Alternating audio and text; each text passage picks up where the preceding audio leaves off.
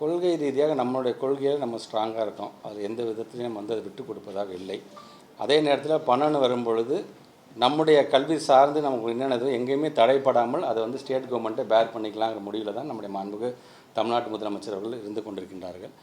இன்னமும் பார்த்தீங்கன்னா ஒன்றிய அரசு வந்து எங்களுடைய ஆஃபீஸஸ் மூலமாக ஏன்னா இன்னும் அமைதியாக இருக்கிறீங்க, ஏன் வந்து கேட்க மாட்டேங்க, ஏன் வர மாட்டேங்க, கையெழுத்து போட்டால் தான் என்ன, மற்ற ஸ்டேட்லாம் கையெழுத்து போடுது அப்படிங்கிற ஒரு அழுத்தத்தை மறைமுகமாக இன்னும் அவங்க கொடுத்துக்கிட்டு தான் இருக்கிறார்கள். பட் இது வரைக்கும் நாம் அதுக்கு வந்து அடி பண்ண வேண்டிய அவசியம் இல்லை. எதாக இருந்தாலும் ஸ்டேட் கவர்மெண்ட் நம்மளே பார்த்துக்கலாம்.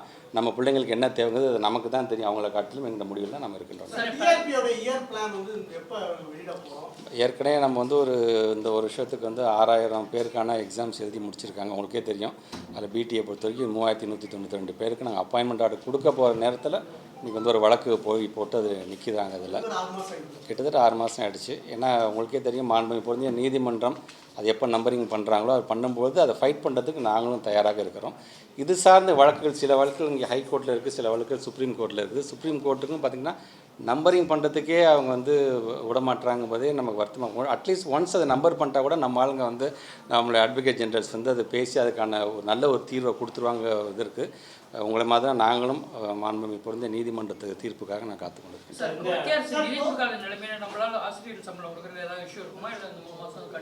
நம்ம கண்டிப்பாக இப்போ கொடுத்து தானே இருக்கோம். நம்ம யாருமே இதனால் யாரும் ஏமாந்துடக்கூடாதுங்கிற விதத்தில் தான் நம்ம தமிழ்நாடு முதலமைச்சர் வந்து ஃபண்டு சேலரி என்னவோ அதை நீங்கள் கொடுத்து நீங்கள் ஆன்கோயிங் பண்ணிக்கிட்டு இருக்கீங்க. 44,000 கோடி நீங்கள் வந்து ஒதுக்குறீங்க, ஆனால் அதெல்லாம் என்ன ஆகுது அப்படின்றது பாஜக தலைவர் கேள்வி.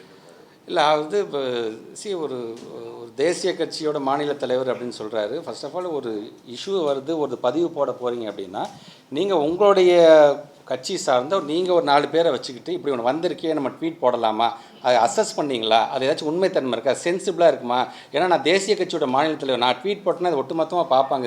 அது தப்பாக இருந்துச்சுன்னா நாளைக்கு என்ன தான் கிண்டல் அடிப்பாங்கன்னாச்சு அதை அட்லீஸ்ட் புரிஞ்சிருக்கணும். அதை இப்போ இந்த 44,000 கோடி என்னாச்சுன்னு கேட்குறாருல, வெயிட் பண்ணுங்கன்னா 2 to 3 months வந்து மானிய கோரிக்கை வரும். மானிய கோரிக்கையோட அடுக்கடுக்கான என்னென்னு நாங்கள் செஞ்சுருக்கோம் அப்படிங்கிறத நான் சொல்கிறேன். நான் ஆனால் இன்றைக்கி ஒரு கடந்த கால ஆட்சி 2011 2021 நகராமல் இருந்த ஒரு பள்ளிக்கல்வித்துறையை நின்று போன வண்டியை எல்லாரும் சேர்ந்து துறையை சார்ந்திருக்கின்றவர்களும் சரி, பத்திரிகை ஊடகத்தை சார்ந்திருக்க நீங்கள் தருகின்ற ஊக்கத்தின் சார்பாகவும் இன்றைக்கி அந்த வண்டியை நாங்கள் தள்ளிக்கிட்டு இருக்கிறோம். நாங்கள் அந்த வண்டியை தள்ளாமல் பின்னாடியே நின்றுக்கிட்டு இந்த பழைய படத்தில் வர மாதிரி தள்ளு தள்ளு தள்ளு தள்ளு அப்படின்னு சொல்கிறது வந்து எந்த ஒரு பிரயோஜனமும் கிடையாது. அந்த வேலையை தான் அவங்க செஞ்சுட்டாங்க. வெறும் வார்த்தையில் விளையாடக்கூடாது.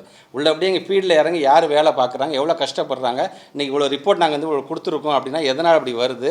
சமகர சிக்ஷாவில் சொல்ல 20 அப்ஜெக்டிவ்ஸ் 18 அப்ஜெக்டிவ்ஸ் நம்ம ஏன் நம்பர் 1 இருக்கிறோம்? நம்ம இதுக்கு அப்போ இந்த 3 வருஷத்தை அவங்க என்னென்ன செஞ்சுருக்காங்கன்னு அசஸ் பண்ணிவிட்டு அதுக்கப்புறம் எந்த ட்வீட்டாக இருந்தாலும் போட சொல்லுங்கள். பாதகம் செய்பவரை கண்டால் நாம் பயம் கொள்ளலாகாது பாப்பா, மோதி மிதித்து விடு பாப்பா, அவர் முகத்தில் உமிழ்ந்து விடு பாப்பா.